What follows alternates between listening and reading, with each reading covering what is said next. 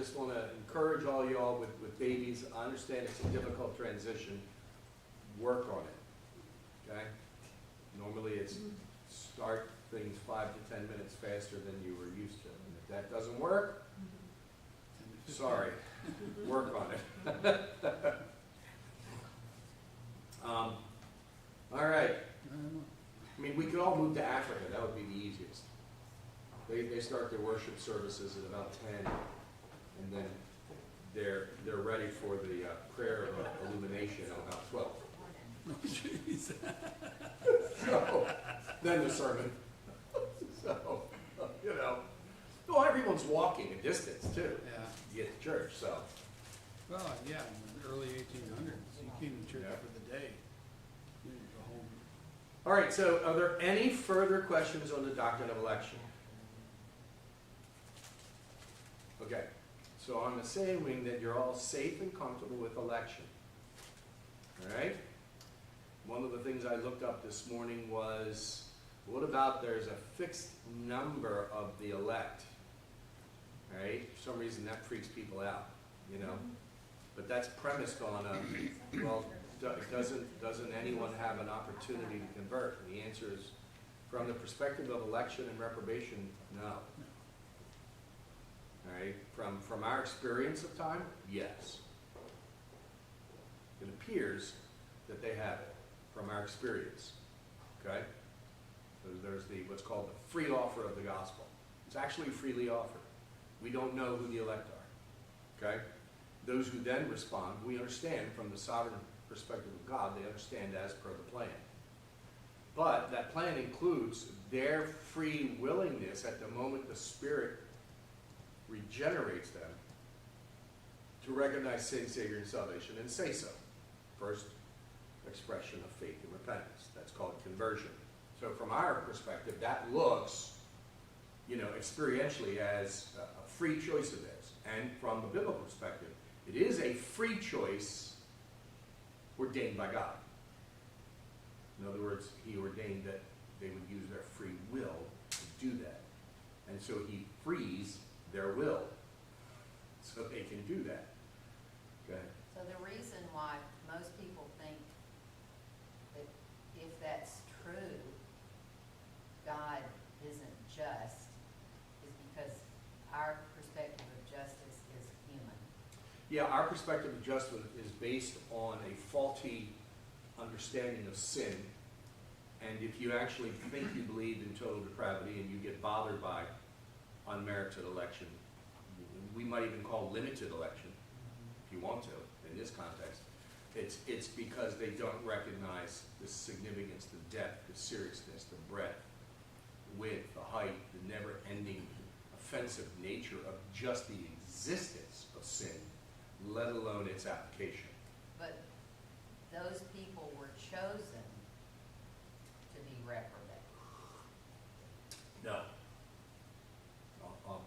Hold on, because that's a whole other topic. I'll get to it in just a second. Let me handle the guy. I can't tell if he was holding up bunny ears behind your head if he had a question. All right, Tyler, come on. At the coffee pot this week, an officer was trying to explain to one of the younger kids that based on God looked down the corridors of time and saw what we would do, and that's how he chose. Where was this? At work. And he goes, So you saying officers, I'm going, which one of our elders? right, no, not officers, like an officer in my company Okay. was basically telling a younger guy, we were sitting there talking about election, and then he started spouting this off, and I'm sitting there going, and I ended up telling the guy later, I was like, hey, you know what that thing he said earlier? That was all wrong. But I couldn't remember exactly. That's a Pelagian. That is Pelagian Arminianism, okay? So Brennan, you're going to go back like 4 or 5 screens to the one that says, doesn't the doctrine of election contradict predestination based on foreknowledge? Okay? And Tyler, you're going to write these scriptures down and you're going to say, I just wanted to help you Yes. with this. Okay? Okay? So 1 Peter 1 and 2 is very, very clear.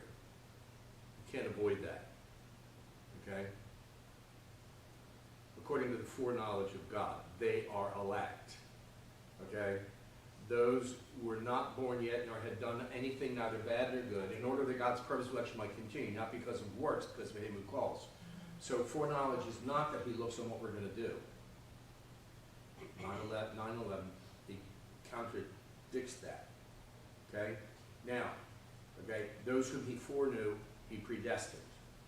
Okay?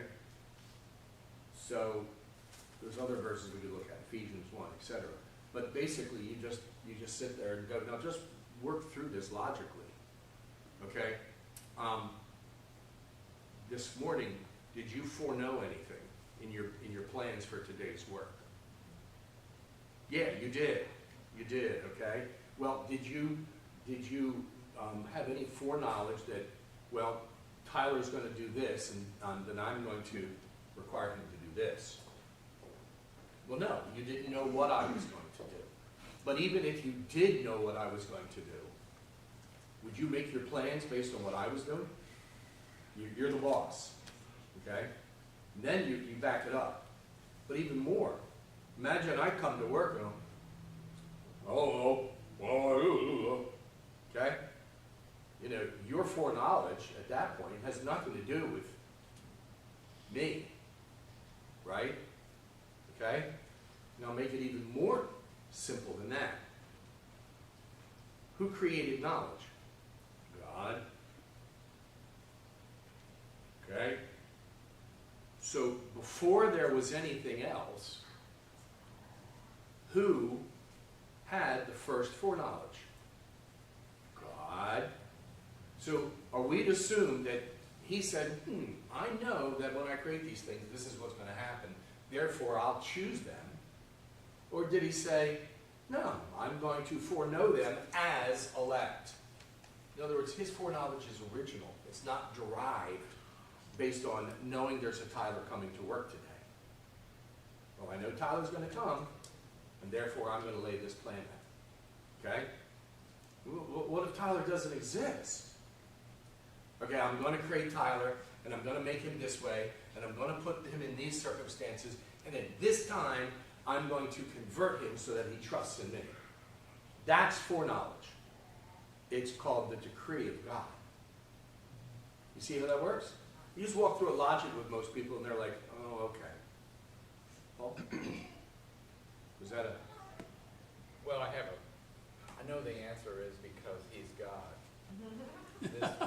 That's better than Jesus. I know the is the answer. This week I was thinking, why would God create basically a soul to be damned? From before its inception, that person is non-elect. It's a reprobate. Yeah, there is. I know the answer is it's because he's God, but it's hard to. It's not hard. Watch. It's not hard because we forget our place. Okay? It's only because we forget our place that it's hard. Our sense of justice and mercy says God can't do that. Okay? So now, there was once a lump of porcelain that got split in half. Okay? Now there's two lumps of porcelain. And one lump on the left was talking to the other lump. What are we going to do with our lives? What's going to happen to us? What are we going to do? And you know, I'm going to, and they're all sitting there, and the two lumps are sitting there imagining what's going to happen with them, right? And then the lump on the left, it gets turned into a toilet. And the lump on the right, it gets turned into a set of fine china with gold inlay used in an emperor's palace. Has anything been unjustly done to the porcelain? So this is the argument in 2 Timothy. What if God, wishing to ordain some for vessels of dishonor, that would literally be a chamber pot in that context, versus vessels of honor, that would be literally the cup of the king. Okay? Has he done anything wrong? Now, Brennan, go to the next page, I think. Not backwards, forwards. Doesn't the doctrine of election make God unjust? A stone of stumbling and a rock of offense, they stumble because they disobeyed the word as they were destined to do. That's the argument. that you're making there, Paul, right? And it's very common, right? It's very, very common. And if you don't feel the sting of that, maybe you really haven't appreciated the love and the mercy of God, because it is understandable, right? Well, Romans 9:14 through 18 is the answer. What shall we say then? Is there injustice on God's part? It explicitly asks the question. By no means, remember, the colloquial way of saying that is, what are you, an idiot? You know, that's impossible. That's offensive. That's nigh on blasphemy. Don't talk like that. Did anyone ever teach you better? You know? That's what by no means means, right? For he says to Moses, I will have mercy on whom I have mercy, and I'll have compassion on whom I have compassion. He's asserting his sovereign rights to be unchallenged and unquestioned and unimpugned. So then he has mercy wherever he wills, and he hardens wherever he wills. This is in the context of Pharaoh, right? Ever since American graffiti, I say Pharaoh. Doesn't that coincide with the verse, Jacob he loved and Yeah, this is in the same chapter. Jacob he loved, Esau he hated. When? Before they were born, while they were still in the womb. They hadn't done anything. You know? The dicey thing is trying to deal with God's purposes, providence, and foreknowledge in terms of time, because he doesn't exist in time. No, that's not the dicey thing for most of us, Dave. The dicey thing here, okay, is it's offensive morally. That's the issue with this question. Well, not if you examine it in the true Well, morality of it. Hold on. It's offensive morally to our natural senses. The normal problem for all of us human beings is that we judge God at the level of humanity. Humanity, yeah. Okay? We have violated the first commandment. Okay? That's very normal. Okay? We even come up with the religions, Christian versions of religions, that come up with God in a chain of being. You know, well, he's like us, just a little bit more. Okay? As opposed to what the Bible teaches. No, your creation is analogous, right? But it is not connected. You're separate. He's wholly other. Okay? So, the answer then to the moral dilemma here is, now this is the beauty of it, okay? I think this is why God does this, okay? Is it forces us to change our perspective on God. Now what happens in our understanding of the doctrine of election and its justice and reprobation when he changes our perspective on who he is and how perfect he is? Well, all of a sudden, it increases our awareness of our own sinfulness. Well, if that's true, then what he says about sin, boy, I've been putting limits on that. I've been putting these blocks behind my understanding of sin so it doesn't slide further into the pit of hell understanding. You know, don't worry about demons coming out of the pit of hell. I've been there. You know? All right? That's what happens. All right? Total depravity. You now go to limited atonement.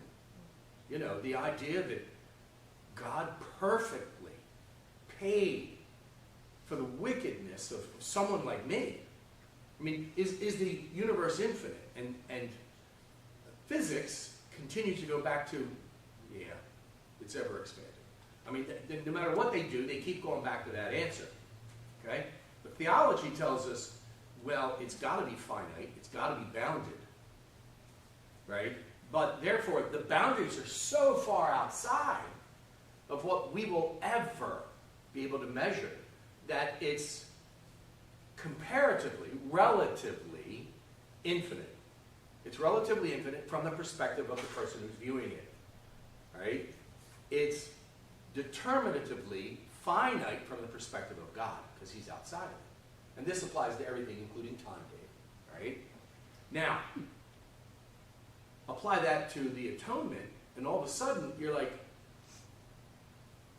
there really, in principle, is no end to the depth of depravity. Even unacted on. There's really, in principle, because relationally, it's just, I mean, you know, if you could 180 degrees times infinity. You know, as if that's how degrees away from. I mean, you're completely turned away from him in just the stance of depravity, of rebellion. And so it's virtually infinite. It isn't because it's a part of human existence, and nothing in human existence is truly infinite. But it virtually feels that way. So now all of a sudden you've got this understanding of the sovereignty of God, who I am in comparison to him, and all of a sudden God is so much more infinitely distant and so much more personally present. Okay? And then you could go into irresistible grace. Well, if he says it's going to be for my blessing, I was talking to someone yesterday, Nolan's father, about it. Deeply encouraging conversation. And he was observing how he's been learning that the fruits, we need to perceive them from the doctrines of grace first. The fruits are not something that's held out there. Come on, kid, reach for it, reach for it. Oh, yay, you jumped high enough. Here's a half a cookie. Reach higher, reach. I mean, that's not how the doctrines of grace work. The doctrines of grace say these are the necessary attributes of Jesus as a man. They're perfect as humanity goes. They're not perfect in terms of his deity, because these things are then translated, they're communicated as technical language, to human beings. So they've got to be of a human nature. They've got to be, ready, virtually infinite, but since they're human, functionally finite from the perspective of deity. Are you with me so far? Okay? And so look at these fruits of grace. How are you supposed to approach those? Well, those are the promises of God. Now, he does have a process. It's not this. He does have a process of, come on, let me stretch you. Why? Because I want to strengthen your faith. And it's through stronger faith. Remember Galatians, was it 5:6? Faith working through love.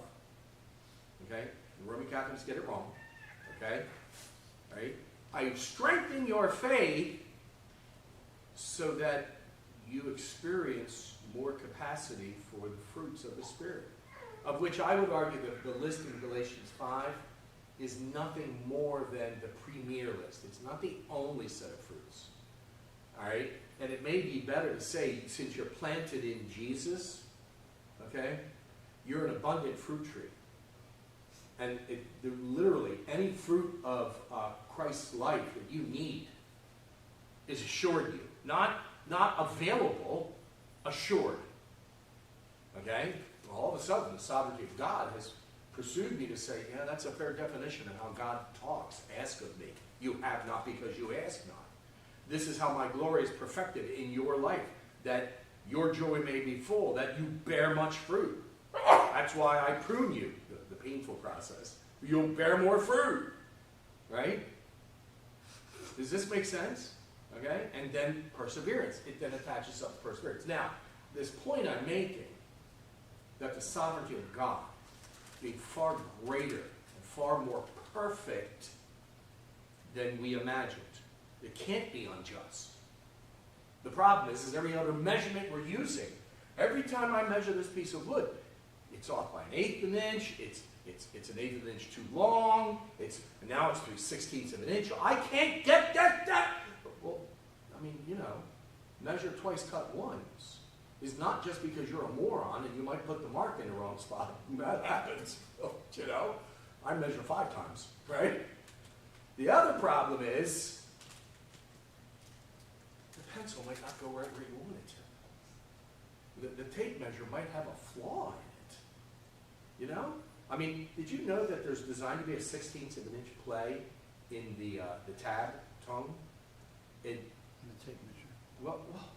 Well, when I'm measuring what I do, as long as you do it the same way on every board, it don't matter.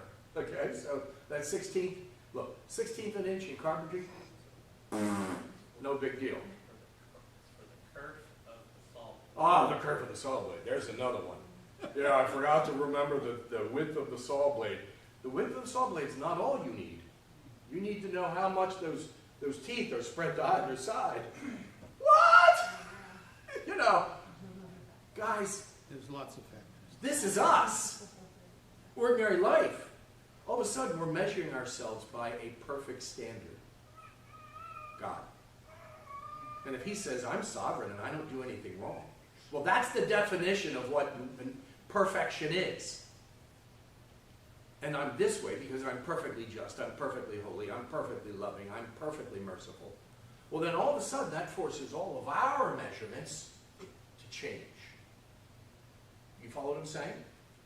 So this is one of the reasons I've slowed down on the doctrine of election, by the way. This truly is, of all of these, this truly is the one that's the most significant because it's grounded perfectly, exclusively on one person who's perfect, God. All the others are applications of the decree of God, of which doctrine of election is the critical decree. Does this make sense? Paul did. Now, I know you already came, well, I know the answer is God, right? But does that help more fully, more deepen? Yeah. I mean, this is a simple principle to get out of Scripture, but it is one of those uber principles that, you get this special miracle though. It's going to help your tomatoes. And you accidentally overspray, and your peppers are like, and all of a sudden you put too much on, and it's the fall season, and it's time for gourds, and all of a sudden you've got a monster pumpkin. You're sitting there, and you're smart, and you're analyzing, what? That stupid miracle grow. Right? Yeah, Linda, she goes to the store to get a medium pumpkin, and it's, which turned out to be a quite scary jack-o'-lantern, right? If you ever want something to look really scary, have Linda try her hand at an otherwise ordinary picture. Okay? Something will go wrong. She'll whine the whole time, and then you'll get done and you look at it and you go, I really like that. So, just a little teasing, sister, I love you. But does this help, guys? This is why election itself is so beautiful. Because it really does strip away, in a significant manner, all the yeah buts. Okay? I mean, the world's full of buts. I don't need more than I already have. Right? The one I've got. Okay? And it just strips them away. Now, the doctrine of reprobation, go back to that, Carol, because you made that comment, right? And help with this. It's interesting. I would have thought the same thing. Well, he does it here, he does it here. Same thing. The interesting thing is this. Okay? Because this is where covenant concept comes in. The Westminster Standards are careful to say that the reprobate, he passes over them and leaves them to their free choice of rebellion unto eternal damnation. And that is according to the dictates of the agreement he made with their head, Adam. Does that make sense? He's completely just and perfect, but he's not done anything extra to them. He's just left them with their, shall we say it this way, their just desserts. Now, that then has a blowback for us. Well, what? But I deserve the same. What? Well, because he's made a new agreement called the Covenant of Grace. And the Covenant of Grace is basically this, right? Some people will say Covenant of Grace is really the application of what's called the Covenant of Redemption. Okay, fine, right? But in this case, they're so closely connected, I'm not going to try and differentiate them, right? Okay, if you will fully satisfy the problems with their judicial debt, okay, and their constitutional slavery of nature, okay, if you will fully satisfy those conditions, I will then justify them, adopt them, sanctify them, and glorify them. That is the agreement between the Father and the Son. And then lo and behold, at the proper time, the Spirit gets us converted. We profess our initial faith and repentance, justified, adopted, sanctified. Okay? Promise of further glorification at one point. And that's because we now have a new covenantal head. It's not that he ignored the requirements of the covenant of works. They're fully paid off and satisfied. It's as if you had an impossible mortgage to pay off. You're never going to pay it off. Okay? I've got some friends who basically have some student loan debt that they ain't never going to pay off in this lifetime. And that's okay. When they die, it gets canceled. Okay? And they're in a situation where they keep being able to defer payments. I mean, it's a really sweet deal. Okay? They're never going to pay it off. We have someone come in, we have an unpayable debt, and he says, okay, I'll forgive it, because someone else paid it for you, completely. Does that make sense? So from Jesus' perspective, nothing was forgiven. From our perspective, something is forgiven. It cost Jesus everything. It costs us nothing. Jesus earns everything, and so do we in him. Does that help? Okay? Would you say, Reed, that those that maybe don't understand or maybe disagree with election, that they simply don't understand the scriptures? Oh, absolutely. Would that be fair? Oh, absolutely. And this was me for 20 years. I won't pretend that I had this all down from day one. I mean, the weird thing was, it's like, you know, I had inherited a garden, and, you know, there were certain holes in the garden, and every time I thought I figured out how to fix a hole in the garden, the next day I'd walk back out and the hole was deeper and wider, or crooked, or, you know, grass had grown over it enough that I thought everything was fine, and I'd trip in it and break my ankle almost. It was just a nightmare.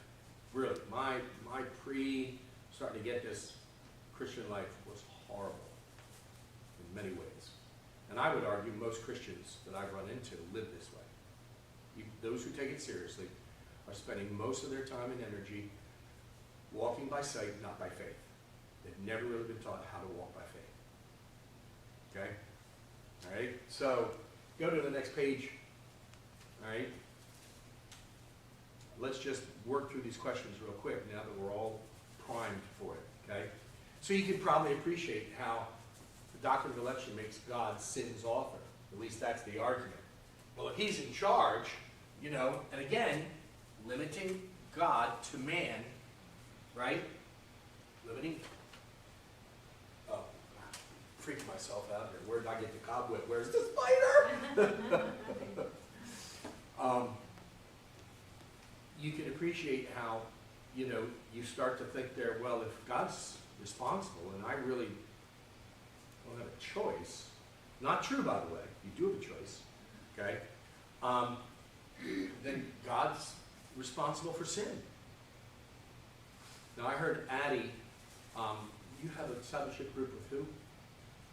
I have it with Kelly and Hayden and Brittany, okay. So, I heard them on the phone Thursday night, yeah. Okay. It was this week is Monday. and they're working through Westminster Confession, yeah?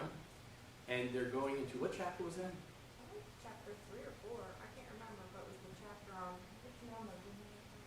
Kelly, you remember? on God, Providence. Providence, that would be chapter 5, I think. Oh, it's 5. Oh. Yeah. So chapter 5, and it's going into, you know, God works through what's called secondary causes. Okay, so now imagine a billiard table. The 8 ball goes into the pocket. What was the cause of that? Cause of that was the, I forget what you call it now, Cube. the cue ball popping into the 8 ball. Well, why did the 8 ball pop into the cue ball? Cube. Stick. The stick. Right. Because of the stick. Well, why did the stick pop into the cue ball? Just for As a cat person. Because of the person holding it. Why? Why did the person holding the stick do that? Because they're dumb, they went to a bar, they got drunk, and now they got $100 riding on the game. I don't know, but you get the point? You get this chain of causes. Now, remember, we're not looking at God being a part of the exact same system. He's outside of. Okay?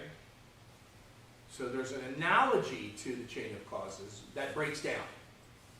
Follow what I'm saying? So God created our system to work through causes, chains of causes, so that at the end of the day, each of us is held individually accountable for our own actions with reference to Him, okay? And corporately, ready? Corrupting everyone with whom we're in a relationship. This is the nature of how the covenant works. Okay? So sin has two factors. Culpability, it's this way. Okay? And corruptibility, it's this way. You with me so far? Sins of the parents visited the children, it's actually iniquities, which means sin with its corruption. Third or fourth generation, okay? That's the classic example of that. Okay? I'm not going to judge a father for the son's sins. I'm not going to judge a son for the father's sins. That's the culpability factor. Okay? You with me so far? The word transgression is used. That's the legal word for sin in the Old Testament. Okay? So, okay, chain of causes. Does God work through causes? Yeah. Does God work through causes without them merely being just flipping a switch? You know, are we automatons? Or are we actually being used by God freely on our own? And the answer is yes. Now let me ask you a question. How do you justify the nature of the chain of events, chain of causes in an evolutionary world?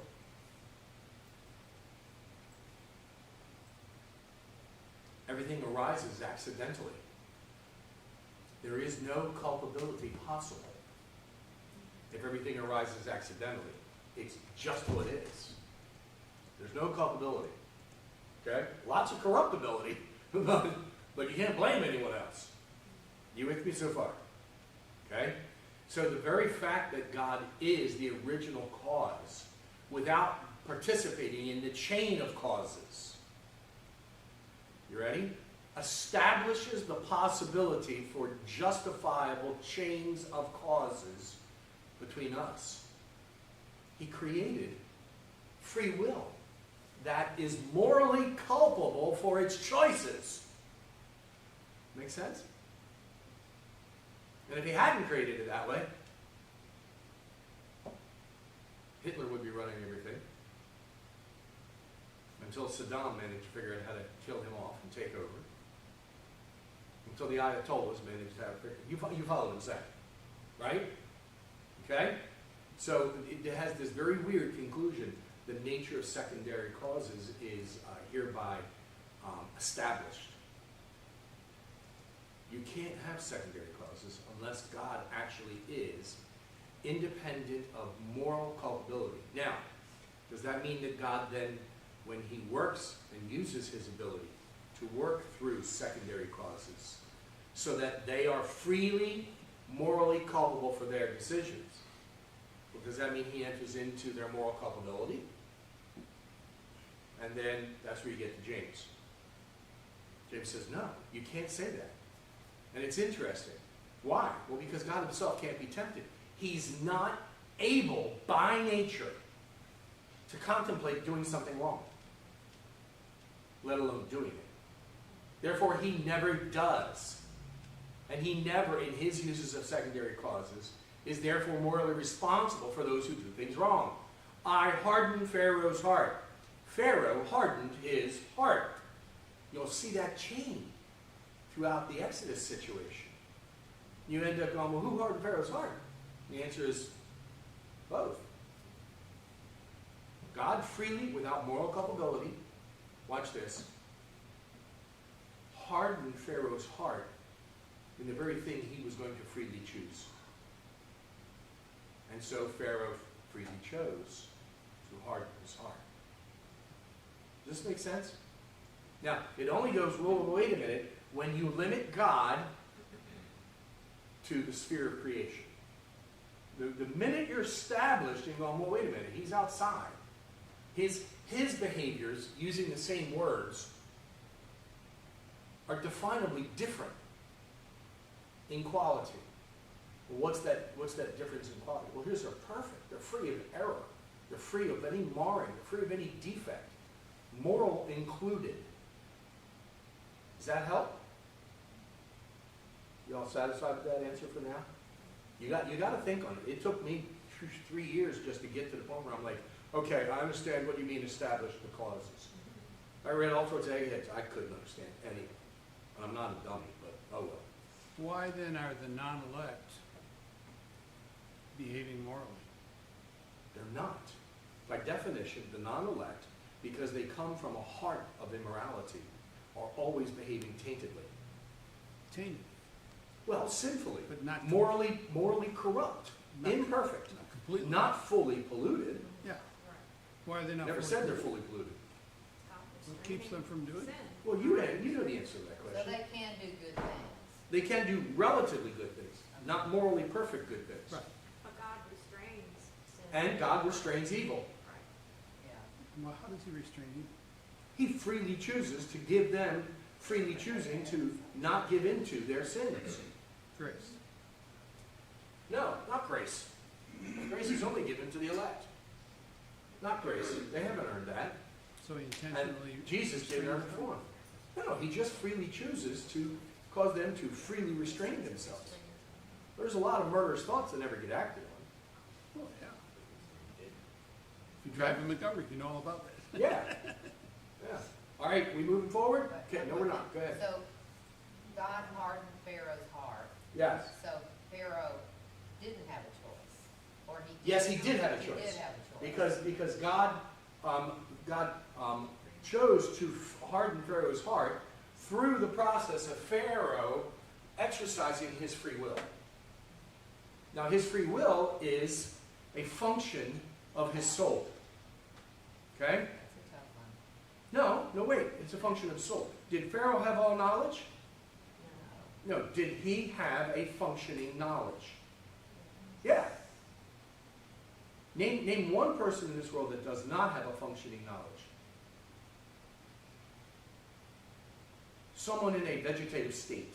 That's it. It may be defective from comparison relative to others in its capacity, but you ready? A true capacity for knowledge exists. A true capacity for feeling exists. A true capacity for desiring and choosing exists. Those are the last two faculties. So you've got thinking, feeling, desiring, or conscience. Which is going to make me happy, which is going to make me harmed. Right? Our conscience doesn't work when it's under sin. Okay? And then, okay, therefore I'm going to choose this in this situation. Might choose a different next situation, but for now I'm going to choose this one. Okay? Well, there's a capacity. What if the capacity is limited? Well, it's made by a true human soul So he would in a true human body. have to, otherwise Pharaoh would be a puppet. Exactly. Yeah, and he doesn't work through puppets. He hasn't made puppets. Even the reprobate angels are freely doing what they want. But the point is, and this may help a little bit, okay? The point is, don't think in terms of measurable capacities and qualities. Think in terms of relationship now, okay? An enslaved nature, okay, is due to a relational result. Adam chose to rebel. He was free to obey, he was free to rebel. Okay? That was the nature of his soul before. Okay? The nature of his capacities. Okay? He chose to rebel. That had certain defects now attached to all the other soul capacities of every other human being. Alright? It also had defects attached to physical life. We age and die. Okay? But, okay, if we could say it this way, his choice to rebel effectively cut off his relationship with God. His relationship with God died. In the day that you eat of the tree of the knowledge of good and evil, you will surely die. His relationship died. He's hiding in the garden from the one who he used to run to. Okay? You with me so far? And that now becomes the inheritance, physical, all right, or material and immaterial. Let's use those two words. Okay? Body and soul. And so now we're all born with a fully functioning body and a fully functioning soul, with defects. Okay? Sociopaths. Here's one of the things that they get wrong. It's not that they don't have feelings, it's that they don't have feelings for anyone else. They have tons of feelings. It's all directed at self. Okay? Does this make sense? Okay? So yeah, Pharaoh freely chose, according to the true capacities he had, with their defects inherited from Adam, to choose to harden his heart. In spite of the signs he saw, I refuse to listen. Does that help? All right? And according to the decree of God, all right, Pharaoh wasn't as hard-hearted. Remember that verse that says that sin calcifies, if I can say it that way? It hardens, it calluses us, it makes us more insensitive. Okay? That's the principle. At this point, Pharaoh, faced with, I submit to another God, or I maintain my own gods, which have given me a level of sovereignty that's unquestionable. Who do I submit to? I'm going to submit to my own gods. Because this God doesn't, I mean, you know, my cousin by adoption, because that would have been the relationship there with Noah or Moses. Yeah. Trick question, how many animals did Moses take onto the ark? No. Okay? You'll get people tripped up all the time. It's really not a fair question these days because no one knows the Bible. All right? Does that help, Carol? Okay. All right. I'm just going to squeeze out. Okay? Next question. Doesn't the doctrine of election portray God as playing favorites? Okay, guys, if this question bothers you, call me up. I'll send you these verses. Okay? All right? And the answer is, well, the definition basically is this. Well, in order for God to play favorites, there has to be someone who has a right to being treated nicer. No one does. Okay? Go back to the prior section, total depravity. Next page, Brennan. Does the doctrine of election contradict man's moral responsibility? We've just spent a ton of time on that. Okay? Man's moral responsibility is established. That's the nature of free will. Okay? Doesn't the doctrine of election discourage, Brennan, next page, efforts to obey God? And the answer is no, rather it establishes them. Okay? It means that he can command because he gives what he commands, to paraphrase and quote Augustine. Okay? Go back to that concept about Nolan's father was talking about yesterday. Look at the fruits of the Spirit as guaranteed assured blessings of grace from the life of Christ that the Spirit works in you. Okay? And you'll start going, well, increase my capacity. You'll start asking for more of the fruits. And you'll start getting it. Okay? Next page. Isn't the doctrine of election unfair to sincere efforts at morality? Well, no. Again, go back to total depravity, because of where we all start. There are no sincere efforts at morality. They're all tainted. Even the best of them is in order to earn something. That's the best that comes up. Okay, you're really not measuring the depth of your depravity if you think you can earn your way out of this. Next one. Doesn't the doctrine of election deny that the gospel is sincerely offered to the reprobate? The answer is no, it really is offered to them. Okay? And I could have, it's an obnoxious passage, I could have put up the passage from, I think it's 2 Corinthians chapter 2. In our preaching to some we're the aroma of life and to others to the aroma of death. There's mixing of metaphors there. Okay? Hearing to smell. Alright? And the point is some people, they hear the gospel, and because they are reprobate, he's passed over them. He's never going to give them faith. There's nothing they can do to earn it. And he's freely right to do this. Don't owe anyone anything. Right? Remember that parable of the guy that hires people throughout the day and they all get the denarius, the day's wage, and the ones who start out a day, that's not fair, I work longer.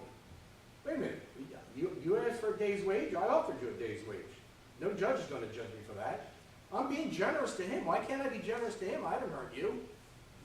Okay? This demonstrates the wickedness of the human heart, which is always jealous of the other, right? Similarly here, this idea that the aroma of death to others, you see a beautiful example of this in the sermon of Stephen, chapter 7 into 8, I think, of Acts, where they literally do this. Toss him out, stone him. Okay? You with me so far? Does the doctrine of election, next page, Brennan, contradict biblical passage saying salvation is available to all people? And the answer here is a little bit more, okay? And the basic summary is this. Our language, like the Greek language, has the idea of general usage. God so loved the world. What does he mean by world there? Well, in the very section, it further defines it. It doesn't mean everyone. Absolutely, specifically, head for head. He means some from everywhere. Well, that's the world, representatively. I've got some from everywhere. I've covered the world. Right? Different use of the metaphor. Okay? Next page, Brendan. Does the doctrine of election work against the command to pray for conversions, to evangelize the lost? The answer is no. Okay? Why? Because this is how God fulfills the decree of election, through the proclamation of the gospel, through the praying for souls. This is how he fulfills it. We don't know who the elect are. But what about those who reject it and end up going to hell? They stand there on the day of judgment, and God says, did you not hear the gospel? Did you not have an opportunity to freely choose it? Okay, well that explains why you're in a deeper part of hell, where it's hotter. Okay, next page.